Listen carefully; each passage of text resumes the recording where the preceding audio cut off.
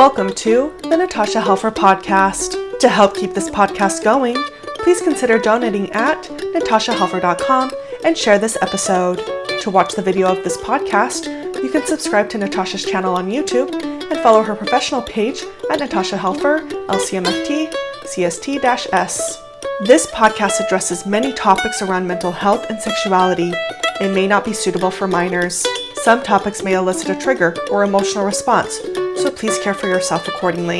The views, thoughts, and opinions expressed by our guests are their own and do not necessarily reflect the views or feelings of Natasha Helfer or the Natasha Helfer Podcast. We provide a platform for open and diverse discussions, and it is important to recognize that different perspectives may be shared. We encourage our listeners to engage in critical thinking and form their own opinions. The intro and outro music for these episodes is by Otter Creek. Thank you for listening.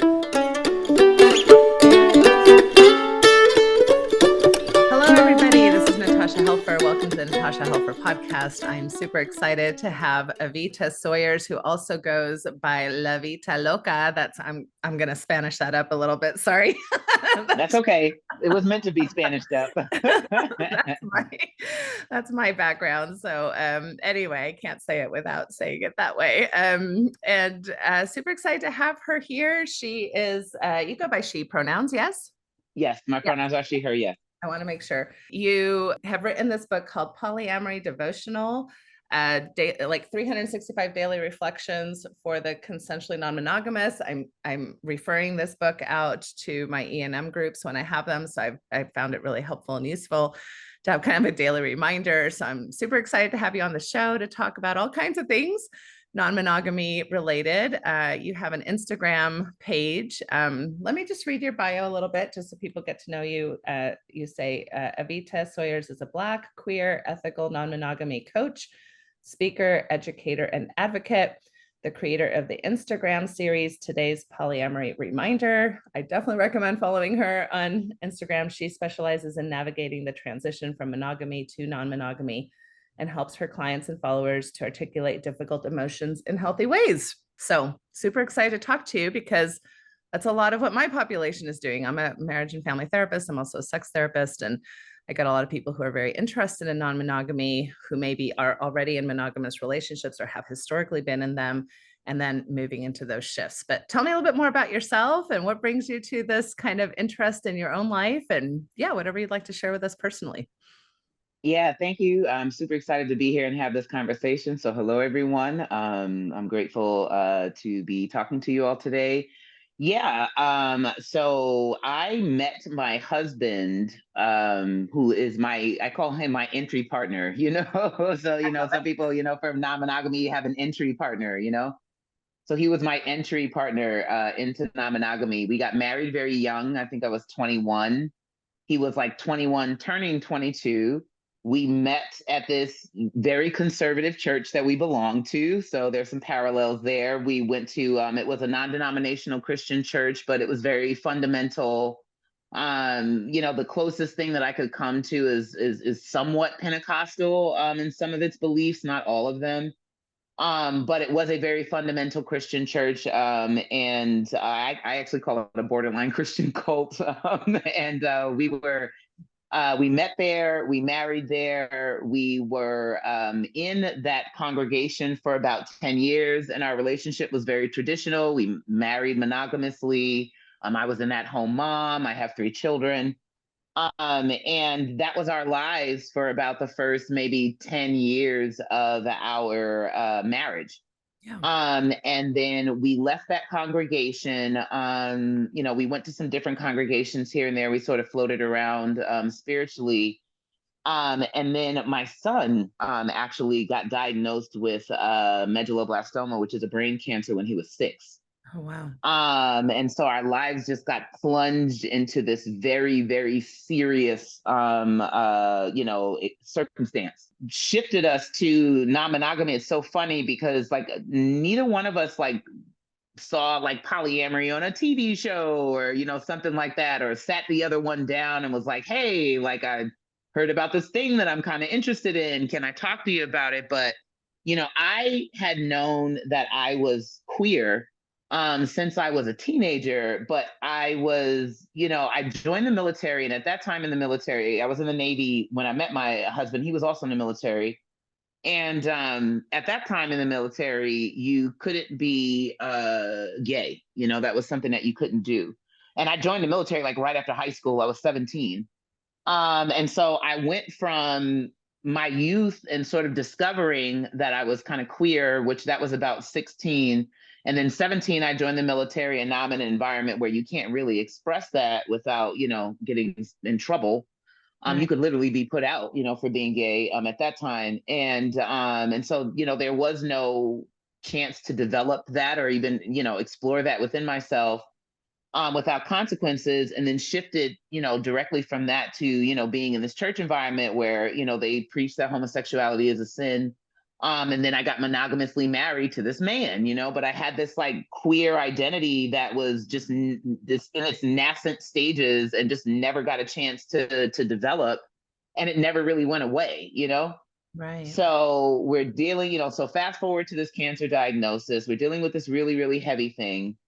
And I'm starting to want to develop my queerness. I was doing all these covert, sort of things. I was reading these lesbian like novels, and I was like watching these, like the L Word and like these lesbian movies and stuff. And, at that time, my husband was just not having any of that in his mind. That was still very much a sin. He's totally, completely changed how he feels about it now. But at that time, that was the ideology, that he held. And so I couldn't really, explore that with him, or I couldn't even be honest about that with him. And so, a lot of things I did, in secret, and they were definitely not in line with, how a monogamous person should probably behave in a monogamous relationship. Right. And he had a lot of sexual hangups, and so that was a big issue in our relationship. We had a good marriage, but sexually we just were not very compatible. And so I often joke that our entry into non-monogamy started with a song by Two Chainz. It's the song by 2 Chainz called "Birthday Song," and there's like a line in it that goes, "I've been together 10 years. He deserves a menage, menage a trois." And so we would kind of joke about that because about that time we had been married for about 9 or 10 years, and we had left the church. We weren't really, going anymore. Those ideas were sloughing off. They were, peeling away.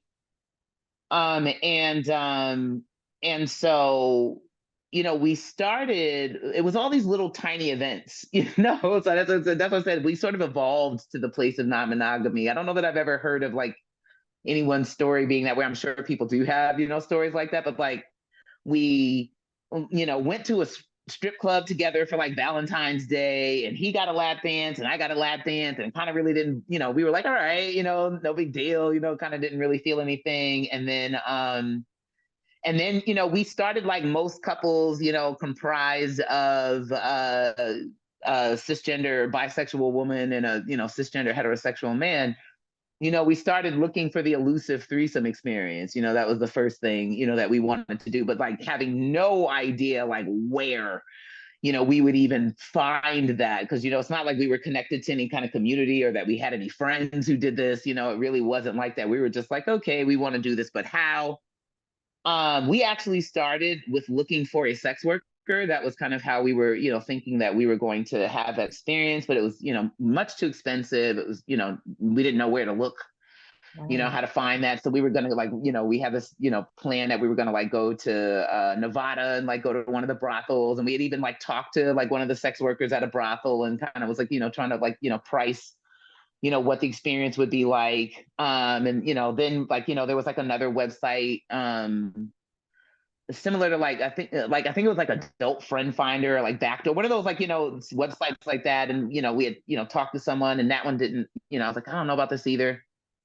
And then I happened to be in a bisexual meetup group, and that suggested like this other group, to me.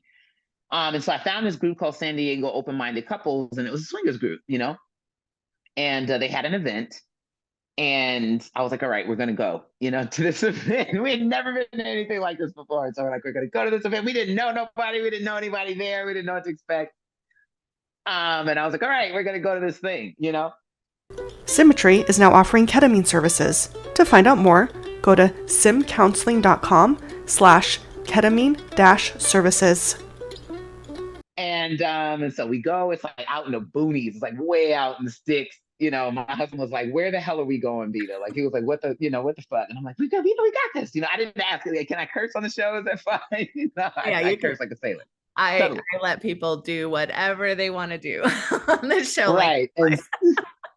So he's like, where you got us going? We go out, to this event. Literally, this lady opens the door. She's completely naked. And we're like, like, this is, amazing. But there was this guy in San Diego, and he had a bunch of money, and he just loved to open up his house and let people fuck in his house. He had this like huge mansion, and so we went to this event, and that was how our non-monogamy journey like really kicked off.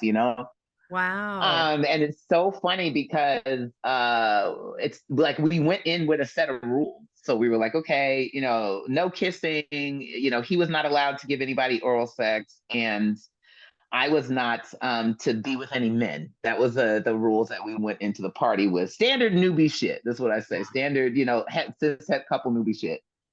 And all of the rules were gone by the end of the night. We dropped all of them like that in that night. Like, we just were like, yeah, we're done.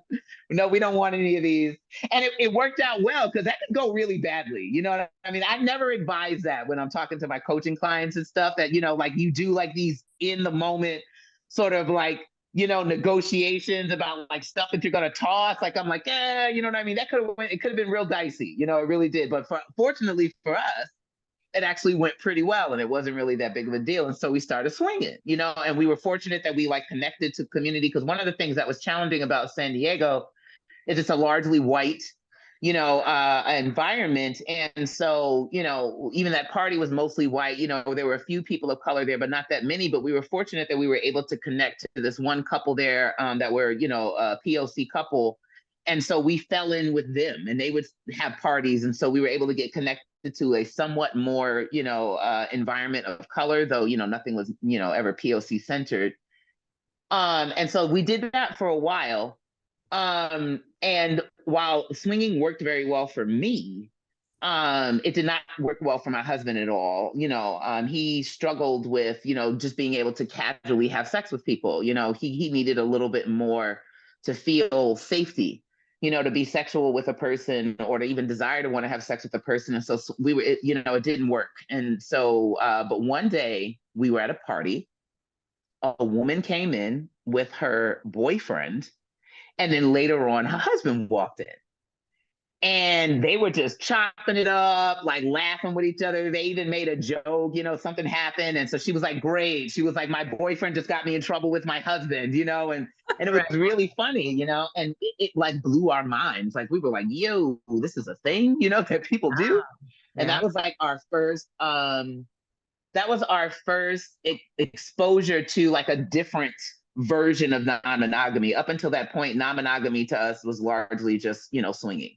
Yeah. And so for me, I was like, okay, that's cool. For him, that had appeal, because it allowed him to develop the emotional connections to people, that swinging just did not afford. And so he was, very interested in it. I was like, yeah, no. So we tried it for a little bit. We tabled it because I was just not ready, and it was highly volatile. And then, maybe about 6 months after that, I wanted the experience of being able to have romantic relationships with women. I could have sex with them, with swinging, but I couldn't really like have a girlfriend. I wanted the experience of having a girlfriend. So, we revisited the idea of shifting to, polyamory. And, like most couples, you think we would have started looking for a triad, but we didn't actually. We were like, there is no way that we're going to find a woman that we both like, because in the swinging world, that was not the case. Like, it was hard for us to find a woman that we both were kind of into. And so I always joke and say that he has a man's taste in women and I have a women's taste in women, a woman's taste in women. And those are two different things. And so like we got into polyamory, and the idea was that we were going to find someone, respectively for ourselves. He was going to find his own girlfriend. I was going to find my own girlfriend. We end up meeting someone at the party who we both fall for randomly. And she was our partner for about 2 years. And that's where our polyamory journey started. That relationship was also highly volatile because it was all of our first time, at bat with non-monogamy. None of us knew what we were doing, and it was just rough. Okay, and actually, I'm the subject of the documentary Polylove. It can be found on Amazon, and that was about that relationship. The documentary was actually about that relationship, and specifically, like they were coming to film the documentary about us, and then like 2 days before the filming, we all broke up. Oh, wow. Yeah. And so, but they actually were able to make a very good film about that. But once that relationship ended, we were just open, And so, from that point on, we did non-monogamy for maybe about 7 or 8 years together. We had variety of kinds of relationships, from casual, just sexual relationships to relationships of love and substance. My partner at the time when we separated. He had a partner that he had had for like 5 years. She and I were very good friends. We're still friends, actually. She's not even with him anymore. I'm not with him anymore. She and I are still very good friends. We still check in with each other and see how each other is doing. I dated a married couple, so I was in another triad during that time, but I was the third. And so we just, just had, from that point on, we were just non-monogamous, and we developed. It was very challenging for me. I struggled so hard. It was not something that I just naturally was adept at. He was, I wasn't. And well, he was in certain ways. There were definitely some ways that he wasn't, but and I like that. I think that sometimes in non-monogamy, we tend to think that the only criteria that makes you like a shoe-in for it is, not really experiencing jealousy. And we act like that's like the pinnacle. Like if you got that, like you are like, non-monogamy material. And I'm like, nah, that's only one, positive trait that can make non-monogamy work for you. There are so many others: time management, like, emotional intelligence. You could be someone who doesn't experience jealousy, but your time management skills are terrible.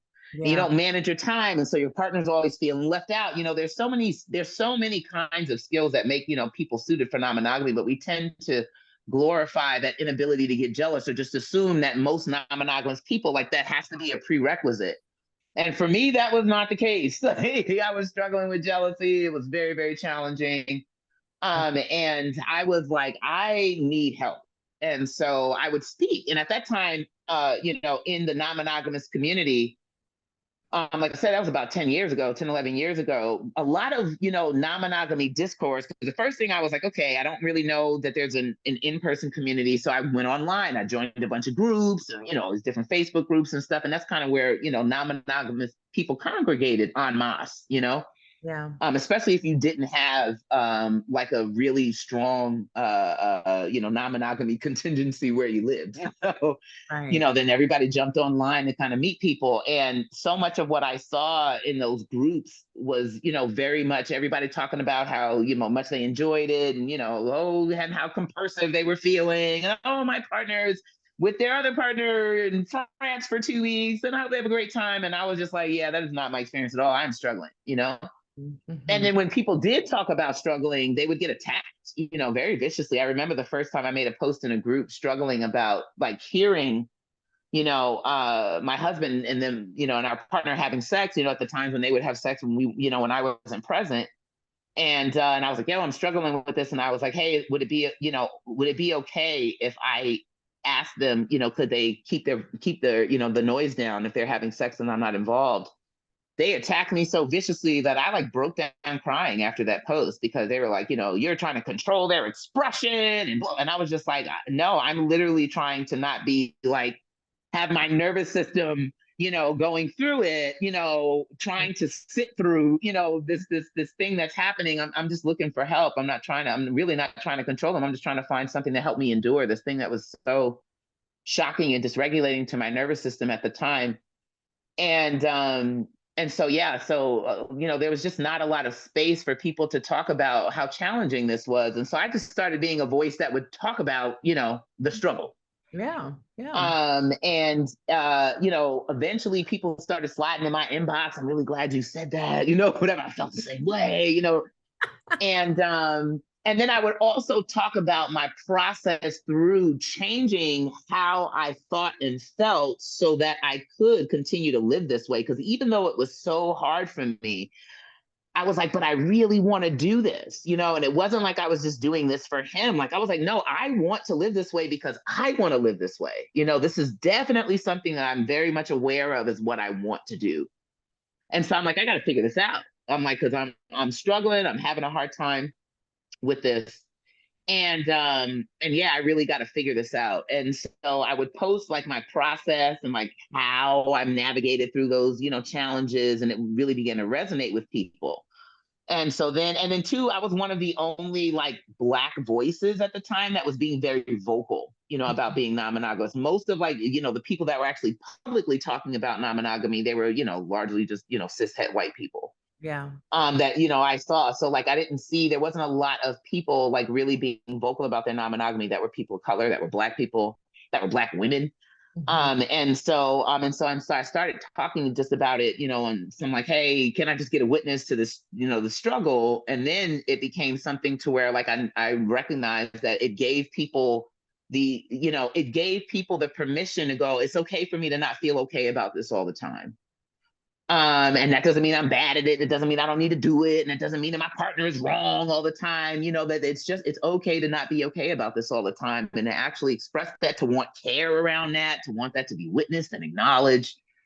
And so then it became like, oh, this actually has, value to people for that. And then, people started, reaching out to me. Can I have you on a podcast, and then, and then it just, kind of snowballed from there. And then how my Instagram really popped off as we were in the pandemic. Everybody's in the house. I was laid off, from my job. And so I'm like, I'm in the house. And so I was like, is there can I challenge myself can I come up with one polyamory tidbit of wisdom or reflection or whatever, once a day for 365 days. And if I can do one a day for 365 days, I'll compile them into like a book, Yeah. And that is where like it took off, that's where people really started to kind of know me. And, then it kind of took off. And then I, went into coaching, and because people would actually, reach out to me and be like, hey, can I call you? Can I talk about this? Initially it was just friends, but then random strangers would hit me up and be like, I really would like to process this with you. Can you, whatever. And I was like, yeah, I should probably be getting paid for this. Like, I should probably be getting paid for this. Yes. And so then I started coaching, and then in 2023 in October, a polyamory devotional was released. I reached out to Thornapple and was like, hey, I have this idea. They were like, sure, we'd love to have you, and that's kind of how I ended up, sitting here today. Amazing. I love it. Thank you for sharing all that. That's really, really cool. So I'd like to go back to a lot of the things that you were saying, because I think so much of your experience resonates with so many people. So, and it sounds like swinging came easier for you than polyamory, right? So for it sounds like, once the emotional aspect was introduced, especially with your, is it ex-husband? Did I understand correctly? Yeah, now ex-husband, yeah. Right, now ex-husband, then that became harder, maybe from that jealousy perspective. So, and you say, even though it was difficult, you wanted to do it. So let's talk a little bit about that. Why would you want to do it if it's so freaking difficult, right? If it's so hard, if it's so painful. I mean, I felt these feelings. I know what they feel like. It's hard, right? So why would people still be interested? Why would people want to, go forward? And then what do you feel your the difference between just physical, sharing versus emotional sharing? Oh, I love this. So, my why was freedom. I like the freedom of being able to decide who becomes what for me, what I do with whomever. Polyamory for me is definitely a liberatory practice. It's about freedom for me. It's about having the largest amount of space, that I can explore in the human experience. Monogamy was always a struggle for me. Like I would cheat, I never had the experience of getting with someone and only being able to focus on them. I always, had lots of people that I liked, and, so monogamy was always a challenge for me. I just never knew that there was anything else.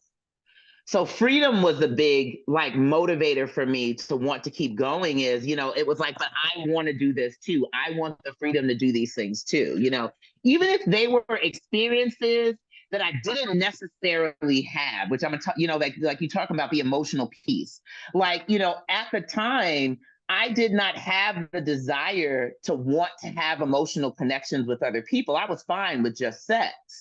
But I also didn't want to cut myself off to the possibility of wanting to experience that by way of saying that's not what we're doing, Yeah. I don't want us to do that. So even when, sometimes my partner would introduce something that I didn't necessarily want to do, I didn't also want to cut it off either, because a friend of mine says this to me once, and I love it. Ain't no fun when the rabbit got the gun. So when you on the other side of something, what do you want to be met with? When you're on the other side of introducing something that, maybe the other person just does not want to do. So even when they were things that I didn't want to do, I didn't necessarily want to be like, okay, well, just because I don't want to do it, we're not doing it. Mm-hmm.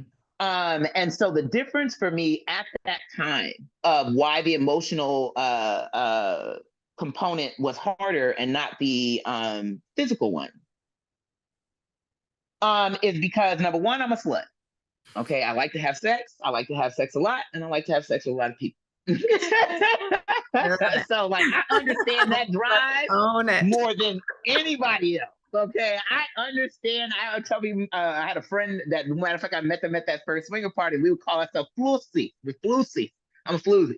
Okay, yeah. I like to have sex. I like to have a lot of sex. I like to have sex with a lot of people. I understand that drive. Okay, I do. That is a drive I understand, Mm-hmm. So I understand the drive to want to be physical with people. I get it. It makes a lot of sense to me. And then at that time, my belief structure around, my partners was that your body sex is just something you do. To me, sex was something that you just do. I was like, dogs have sex, you know what I mean? Bees, the whole animal kingdom has sex. It is a bodily function, to me. It feels good. It's a great one, but it's a bodily function. Your body is a shell. It doesn't make, it's not who you are. It is who you are, but it's not really who you are. Who you are is your time, your regard, you know what I mean? Your mind, your emotional, that to me was what makes a person who they were. And I didn't want to share that with anyone. That's the way I felt. I'm like, that's stuff I don't want to share. I don't care if you go, fuck somebody, give a shit. I'm probably over here fucking somebody too. Right. But the emotional aspect of it, I didn't want to share that with anybody else. I wanted that to be all mine. I wanted that to be all mine. Now I don't view, a partnership in any way. I don't view that as mine either, all mine. But at that time, that's what I thought.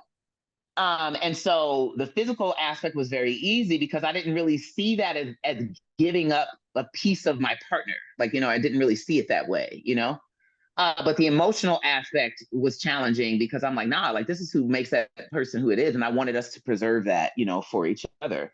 Right. And then, like I said, I didn't really have much of a drive to emotionally connect to the people that we were interacting with. I was largely okay with us just having sex. And so at that time, I think, I think when people enter into non-monogamy, they have this idea that if they're in a couple, they have to do the same form of non-monogamy when they enter in.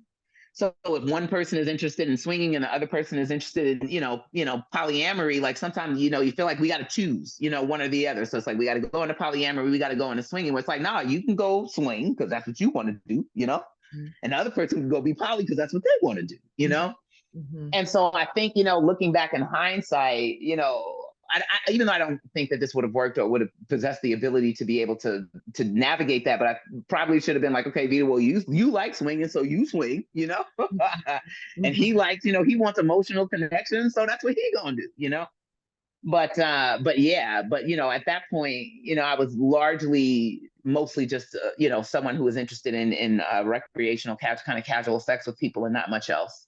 Yeah. That has since changed, but at that time, that's all I kind of wanted. And the idea, like I said, was, well, if this is what I want, this is the kind of non-monogamy I want, then this is the kind of non-monogamy that you have to do too. But, it didn't work for him. Right. And so, yeah. So, and then we had to shift. Yeah. Yeah. Okay. So I love your freedom, comment. I work with a lot of people like you who have left maybe more conservative religious spaces, and that seems to be a pretty universal feeling, this idea that we were controlled by dogma, we were controlled by church leaders, we were controlled by culture.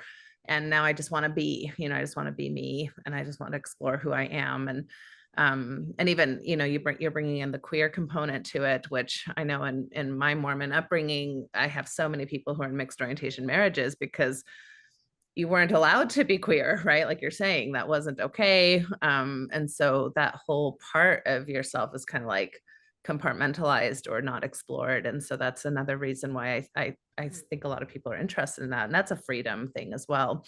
You mentioned standard newbie shit. I loved that. So like, you and your ex go into the space and you're like, okay, how are we going to navigate it? We don't know much about this. We know we're interested. So we're going to come up with some rules or agreements. And so and that's how a lot of people start out, is coming up with initial agreements, like you're saying. But ultimately, yeah, the experience trends to be that those initial agreements don't hold up. Do you want to talk a little bit about that and what that's about and why that might be? Yeah, I think that it's hard to, and I read this somewhere. So, if someone, this is your quote, my bad, but it said, you can't make promises for your future self. Mm. And so I feel like a lot of those rules are, kind of doing that, making promises to our partners that our future selves will never want a particular thing because right now it makes this person uncomfortable, And so, and I mean, I get it. Non-monogamy is extremely dysregulating to the nervous system, extremely so. I personally, and as a person who very much, jumped into the deep end, without so much as a arm floaty, I don't recommend that actually. I survived, I navigated it, it was my path.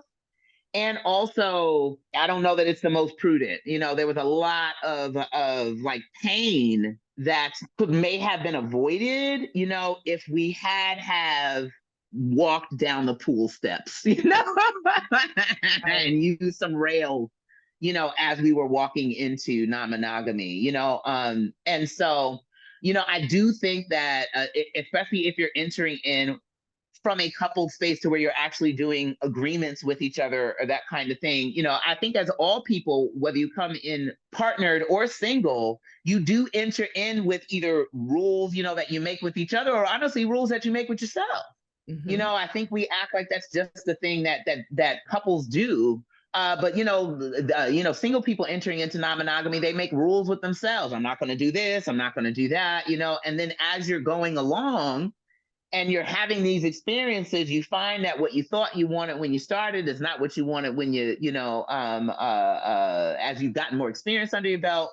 Sometimes a lot of these rules that we come up with, like it's hard to make rules for something that you haven't done and don't know yourself in, because it's hard for you to know how those rules are even how applicable are they going to be? How practical, are they going to be? Yeah. So I think sometimes, people get into non-monogamy, they have all these rules and agreements, and then they find themselves uncomfortably bumping up against them, as they're trying to function.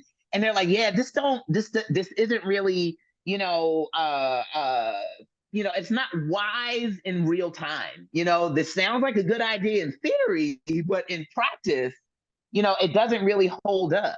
I also think too that a lot of the rules that couples make, or that people make, coming into non-monogamy, don't really take into account that those rules are going to have impact on other people. Mm-hmm. They're not really thinking about that. They're thinking about, how do we preserve our connection? How do we keep ourselves safe? How do we, and they're not really thinking that, like, these other people that you're interacting with, like, these are actually going to have impacts on those relationships, impacts on those people. And sometimes those impacts, make you go back and go, like I said, this isn't super practical.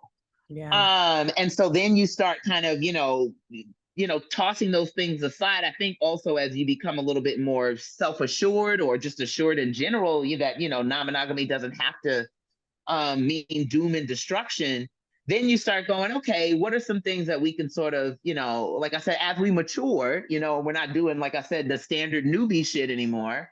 What are some ways that we can, alter some of these things or even get rid of some of these things so that we can develop and grow and not sort of stagnate ourselves, by, keeping these limitations. Yeah, that's fascinating. I mean, I love that quote that you made, like you can't make promises for future selves. That's basically what marriage is, right? We all get married in like our 20s usually. And you're making a promise for these days 60 plus years and with no conceptualization of what that's really going to look like as we shift and change. So maybe I'm jumping ahead a little bit too quickly, but you mentioned that you're now divorced, and I think this is one of the myths or the stereotypes or one of the conclusions people come to is, well, see, if you're going to be non-monogamous, you're more than likely going to get divorced, right? That there's a higher risk for divorce. And there's even been some things like in the mainstream news about this here recently with some of these non-monogamous, I don't know, like memoirs being written primarily by, white kind of higher socioeconomic class people that trend to tell their stories, more so or more what would I want to say? They tend to be listened to more. They tend to be sought for their stories more, and they tend to receive less negative impacts of telling their stories than we do. So yes, absolutely. So I guess, so I'd love to get kind of your insights on that. Like, do you blame non-monogamy on the dissolution of your marriage? I'm guessing not. You're already kind of nodding no. So yeah, tell me about that. No, I don't. First of all, I always find this so fascinating because I'm like, have you seen the state of the monogamous marriage today? That's what I say. I'm always like, I mean, are we seeing the same thing? Because like nobody's talking ain't got that great of a track record either. Like, you know what I mean? It's just been around for longer, but just because you have this one like product that like clearly isn't working, but it's just been around for a long time, and somebody comes up with a new product and it has some glitches, and they're like, well, that product's glitchy. It's like, but this one is too. It's the only one we've had. Like, you know what I mean? But it ain't, it ain't really working. Like, at least not the way we intended it to. Like people are always super young and dumb, and we throw them a party for getting married monogamously. But if anybody talks about non-monogamy, we've got to go through the 500,000 risks, Right. So I always find that very interesting. And, whenever people tell this to me or when I talk to people about this, I say to them, I don't know that there's an alternate reality somewhere where we didn't become non-monogamous and we got divorced 5 years sooner. Yeah. Right. I don't know that. Yeah. I don't know that. I say all the time that polyamory is not strong enough to break up a relationship no more than monogamy is strong enough to keep it together. I love that. It's not. Yeah. What ends relationship is the people are not compatible, too much hurt has been done, they don't want to continue. All of the same reasons that monogamous relationships end are all the same reasons that polyamorous relationships end. It's not about the relationship style. It's really not. And while you can interact with someone, people often look at people, or people often have bad polyamory experiences and they tend to scapegoat polyamory. But I'm like, if someone's, not a good person for you, then they're not going to work for you either way, I also think that just because you are good for monogamy with a person doesn't necessarily mean that you're good for polyamory with a person. And so like me and my husband did monogamy pretty well. Mm-hmm. We didn't do non-monogamy well. And for us, like giving up a part of who we were was the higher choice, I feel like, than choosing to go back to monogamy to like save the relationship. Like it was like, yeah, but it means having to not be a very integral part of who I now have come to know myself to be, Right. And so that was not an option. That to me, that was just never an option. And so no, I don't blame non-monogamy for ending our relationship. What I will say, or how it did contribute to it, is this. Non-monogamy showed us that what really does it for us in relationships is possible, just not with each other. That's what non-monogamy did.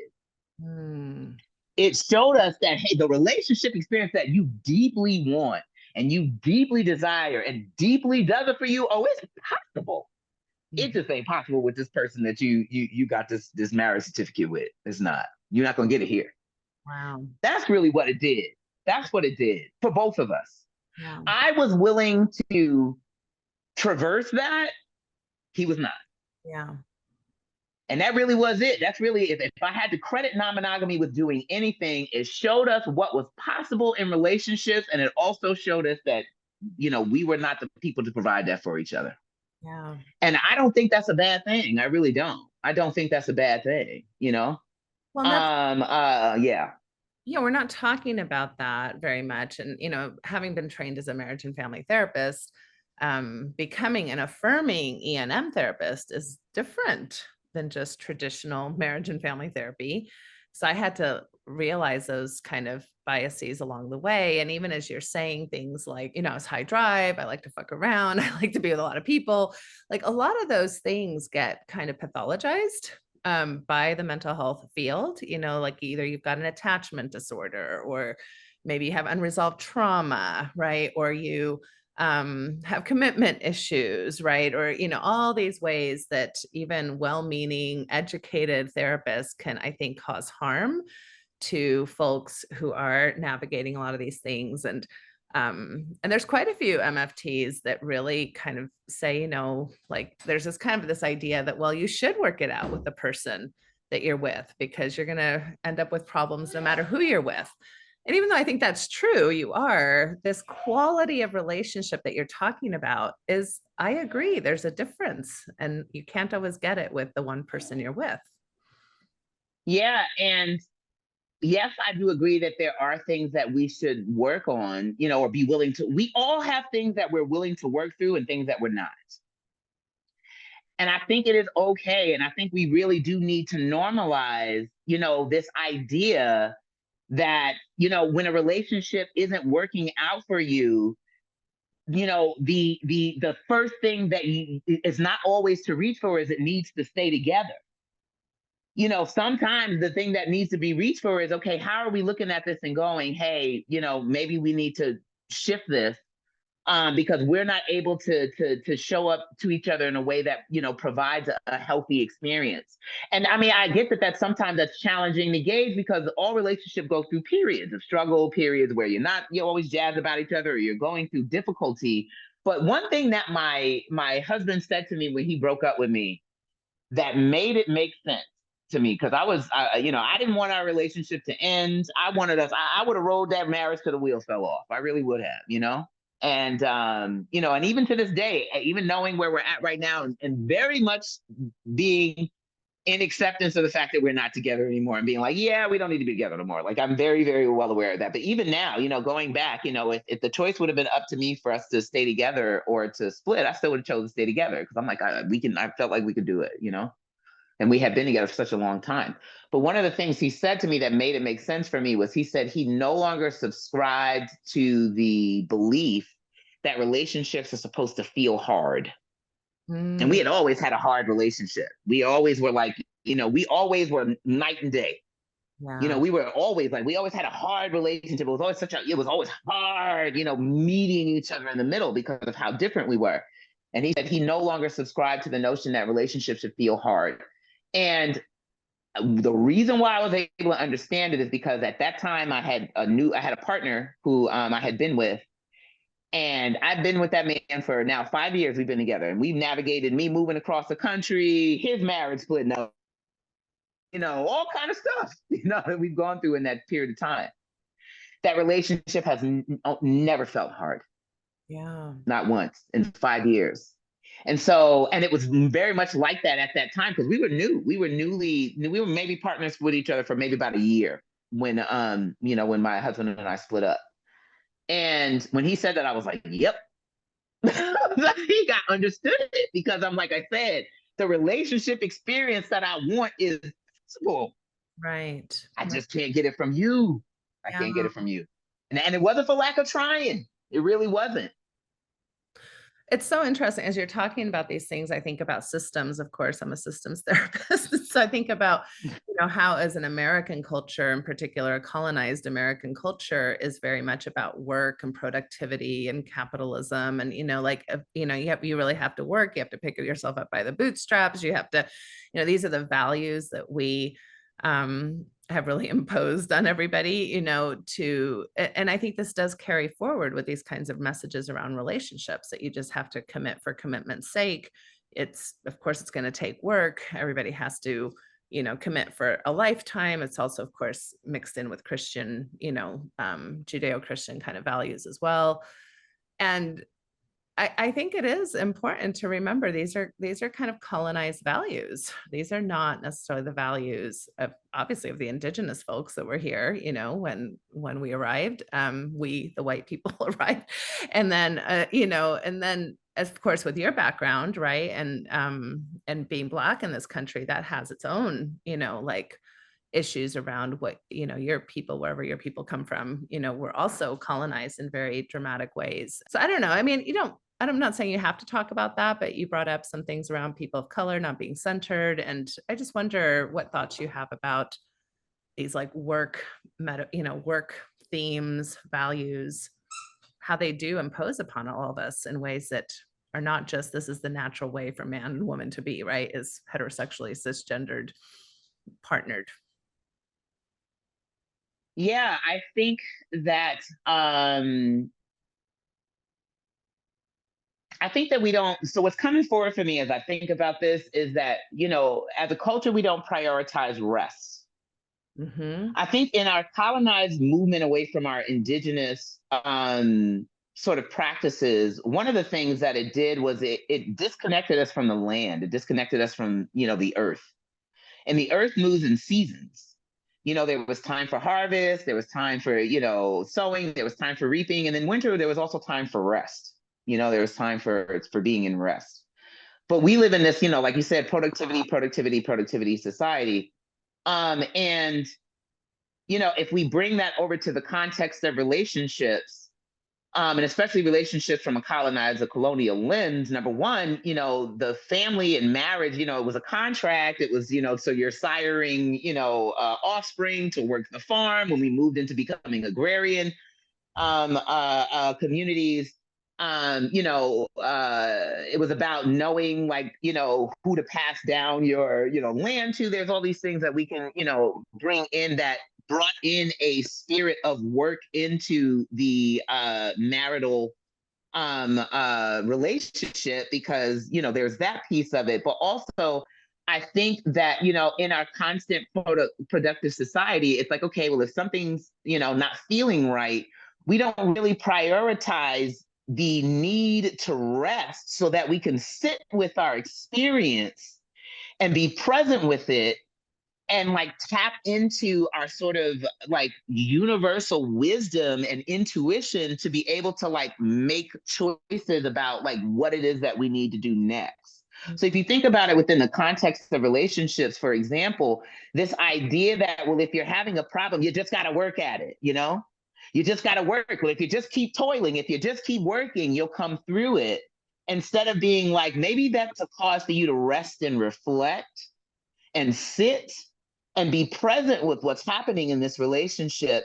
And, whether or not you need to, like you said, keep working or keep, pressing on towards, getting to a space to where you can maintain, the relationship and also enjoy it, because, that to me is something that's like, okay, well, why do I want to maintain a relationship that I'm not enjoying? You know what I mean? So it's like, okay, are we going to choose to continue to work with each other to figure out how to maintain this relationship in a way that, we still enjoy it? Or are we going to make a choice to go, that's not possible? And then how do we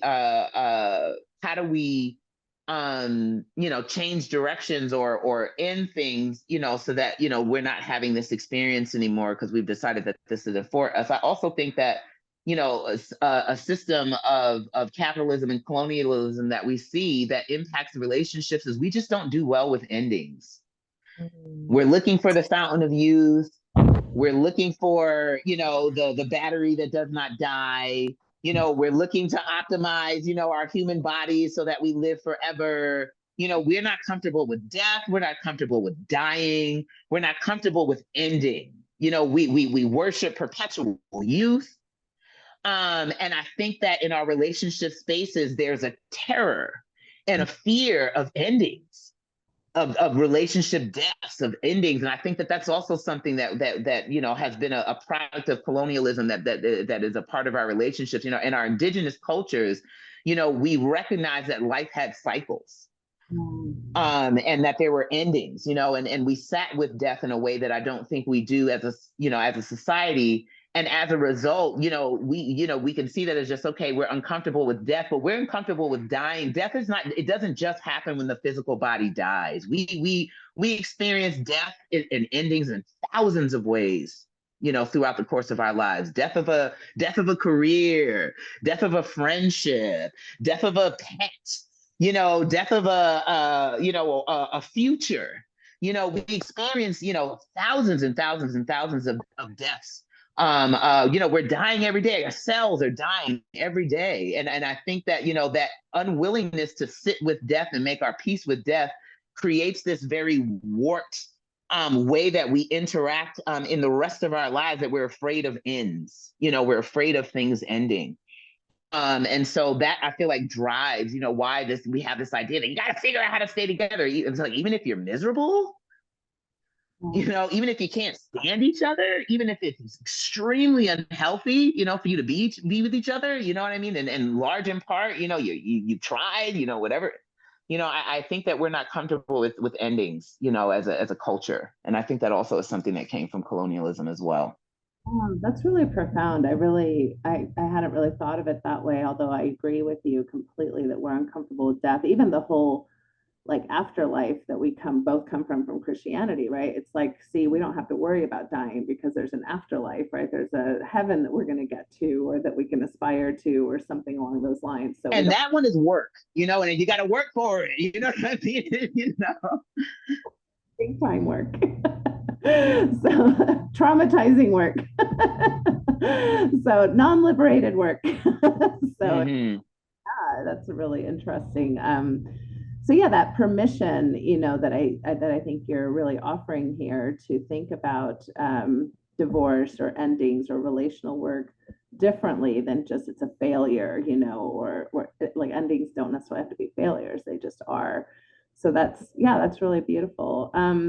Yeah, there's a quote actually that I love by Ram Dass, who I'm super into. He's a philosopher. He worked at Harvard with Timothy Leary during that LSD era, and then he left and moved to India, changed his name to Ram Dass, and spent the rest of his life sort of speaking on spiritual stuff. And he has a really good show on Netflix, and there's a quote in it from one of his speeches, and he did a lot of death work. So he did a lot of, vigils and things like that. He did a lot of death work. And he said, death is not an error. It is not a failing. It is taking off a tight shoe. And I find that, a lot of people are in their relationships and spaces, and it's a tight shoe. It's pressing upon you. Even I felt like, with my marriage, when it ended, it was brutal and it was harsh, and I didn't want it to happen. And also, I realized how much it was like taking off a tight shoe, because I had been in this relationship for such a long time, and there were so many parts of myself that were pressed on by the fact that we weren't right for each other. So many parts of myself that were pressed on, and I'd been in the shoe for so long, if you be in a pair of uncomfortable shoes for so long, eventually your foot just gets numb, because you're like, okay, but when it was taken off, it felt like it felt like the taking off of a tight shoe. And a lot of people's relationship spaces is a tight shoe. It's pressing on them. It's, they don't fit in it. It doesn't work well for them. And you know, we tend to see it, you know, as you know, going, I can't be pressed like this anymore. I can't be in this pain anymore. I can't do this. You know, we tend to view that as, well, you failed, you gave up. And I'm like, you know, no, you know what I mean? I'm no longer in pain. You know, I'm no longer in comfort. I've opened up the space for opportunity, you know, for me to find something that's more suitable for me. And I think, you know, if we were to allow people the space to be able to do that with, you know, comfort and ease and encouragement, you know, I think that it would really, really help relationships. I don't think it would be this thing where it's like, it's going to be the destruction of the family. And, you know, no, like, I'm like, no, we're going to find, you know, that people feel free to be able to name a lot sooner when something isn't working for them. And that is a good thing, you know, ultimately, you know, because, you know, why do we want a whole bunch of people around in miserable relationships just for the, you know, the idea that we're supposed to work things out so we can figure out how to stay together forever.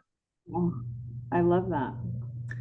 Well, I know we're coming towards the end of our time, and I know you have 65 insights that you can offer people and many more. But I would love for you to maybe just pick out of all your wisdom, maybe 2 or 3 or 4 things that you would just bullet point, especially for maybe folks who are starting the journey like you did so many years ago, without a lot of resources, without a lot of know-how. What are maybe some basic things that you'd say, you know, these would be good things to kind of keep in mind or to remember or to look for? The first one that comes to mind for me is get comfortable with being uncomfortable. Because that's where you learn. That's where you learn about yourself. Get comfortable. Learn how to sit with discomfort. Learn how to sit with it. Get comfortable with being uncomfortable, because it will be uncomfortable. And that does not mean that it's wrong or that it's a bad thing. It does not mean that it's wrong. Sometimes it does, but not a lot of the time it doesn't. So get comfortable with being uncomfortable. Find community, and not just people to date. Like, people get into non-monogamy, the first thing they're looking for is, where do I find partners? Get you some friends. I tell people that's one of the first things I tell newbies: get you some friends, because the relationships that have stood the test of time since I've been non-monogamous have been my friendships, not my partner. I'm not with a single partner that I started non-monogamy with, okay? But I got friends that have been there the entire 11 years. Get you some friends, okay? Because they are going to be your lifeblood in non-monogamy. So please get you some friends, and get you some friends that you know, y'all have a relatively aligned idea with how you want to move through non-monogamy, because that's going to be crucial. It's going to be crucial. Right. Another thing is, remember to be flexibility and curiosity. You know, having these rigid ideas of, this is what I want, this is what I'm looking for, this is what's going to be like. Yeah. Okay. Oh, sure, Jan. Come back to me in a year and tell me how that shook out for you. Right. You know, be flexible. Remember flexibility, and also remember curiosity. You know, when things get uncomfortable, when you find yourself feeling a way about something, say, what is that about? What is that? What is that? It's interesting. Why was that the reaction that I had to that? Yeah. Be curious. Get curious. I you know, I have these affirmations, I have various affirmations, you know, things that I repeat to myself. And one of them is, before you get upset, get curious. And that has really been very pivotal for me, you know, is learning how to sit with my discomfort, is being curious about it and going, ooh, that's uncomfortable. What is that? Oh, you know what I mean? Why was that my reaction to it, as opposed to just, you know? Right. But being a little bit more curious with those things. And then the last one that's coming forward for me, that's actually been a newer understanding and awareness recently, is gratitude. Cultivating a spirit of gratitude. You know, when I find myself feeling uncomfortable now in my connections with my partners, or, you know, they're seeing somebody new or whatever, I look for a point of gratitude first. And it really does help me to soothe, you know, or to quell the rush, you know, of activation, you know, and go, okay. So, you know, I think that we, you know, when I first got into non-monogamy, I did not possess the ability to be able to survey my emotional experiences, and then, you know, maybe stack the emotions in such a way to where it's like, okay, we're going to lead with this one, and then this one's next, and then this one's next. Before, it was just the one that was just thronging the loudest, you know? that I usually sort of ran with, and, oftentimes, it was the jealousy, it was anger, those are the emotions that were coming forward. Whereas like now, when I find myself getting activated or whatever, I'm now able to possess the ability to go, okay, so I'm going to line my emotions up. Gratitude, you're in the front. Like, like gratitude, you come up first. What can we be grateful about? Where are you at? Where can I find you? Where do you, okay, now that I found you, okay, and then I can kind of move on, to the other things that I'm experiencing. It's been incredibly useful. It really has. That's beautiful. I love that. All right. So tell us where people can find you. Tell us all the things you're doing and working on so that we can help, market you and, help you in all the projects that you're all about these days. Thank you. So I'm mostly found on Instagram at Lavitaloca 34. I also have a Facebook page, Lavitaloca Stories, but I don't update that one as much. And that's really where you can find my content. I believe on the 10th of September, I am doing a workshop with Plura on polyamorous communication skills. Like I said, you can go to my Instagram. There's a link in the bio. You can also go to the Hey Plura Instagram. And they have information about how to sign up and get tickets to that. And so I'll be doing that, like I said, in September. And then, a lot of where I post like the different things that I'm doing comes up. I've slowed down a little bit on some of my engagements and speaking things because, before when I started doing this, I was doing it full time, whereas like now I actually have a full-time job. And so I kind of do this as like a little side, thing that I do. Yeah. But mostly, where I can be located is on Instagram. That's my baby. So that's the one that I keep, going pretty actively. Okay. And that event that you just mentioned, is that an online event or is that it's a virtual event. Yes. Yeah, exactly. It's a virtual event. Yeah. Perfect. Okay. Well, I will make sure we list all of that on our show notes and things of that nature and share all that. One thing I want to say, just as a side note, this is just a me thing. So it has nothing to do with you. You're just coming along with my ride for a minute. So I've been criticized if I present, especially at professional conferences, for saying certain words like fuck or, slut or floozy, like all these beautiful words that you use.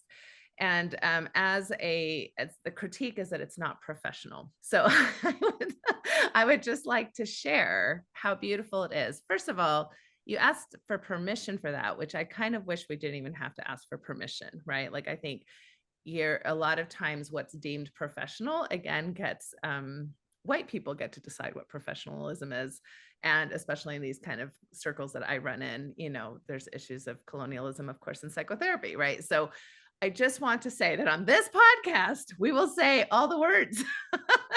And it's not because people are trying to be crass. It's not because people are trying to, be sensationalist. This is language, and language matters, and language is beautiful, and it expresses things in a different way than they could. And oftentimes it is people who I've invited who are either queer or BIPOC or all kinds of things who use a different language than many of my listeners might be used to, because we come from white Mormonism, right? And we come from white Christianity, and we come from these places where it might feel jarring.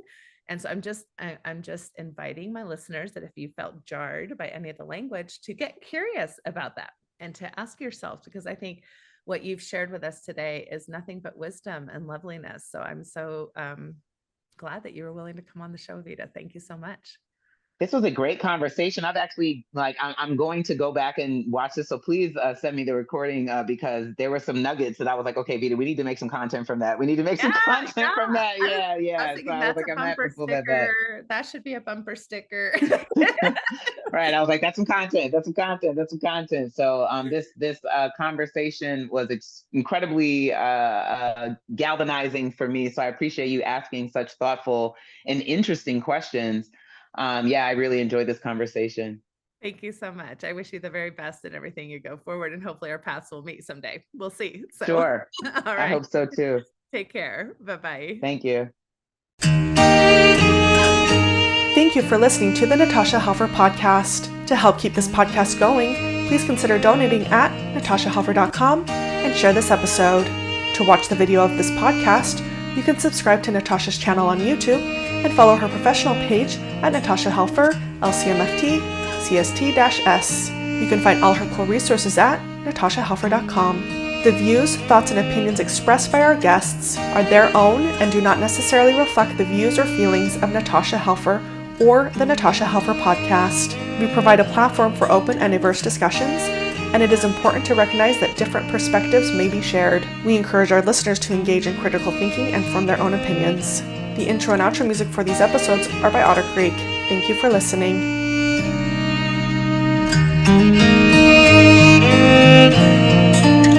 There is a place where time slows to nature's pace, and there is space there to find yourself in her embrace. Some places should be left alone. Na tishki say the Navajo, so we can always go to the homeland of the heart.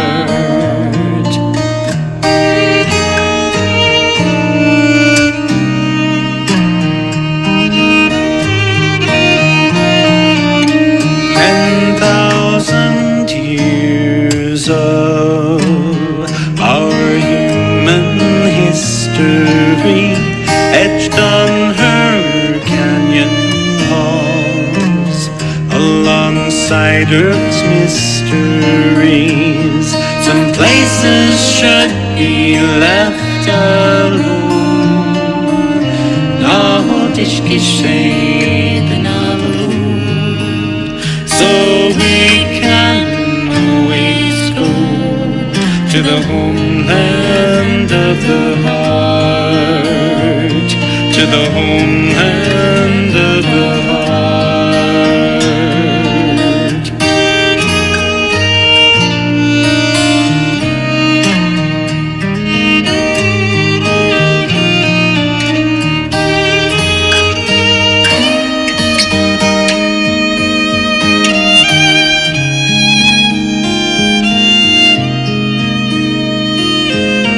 Deep in our cities,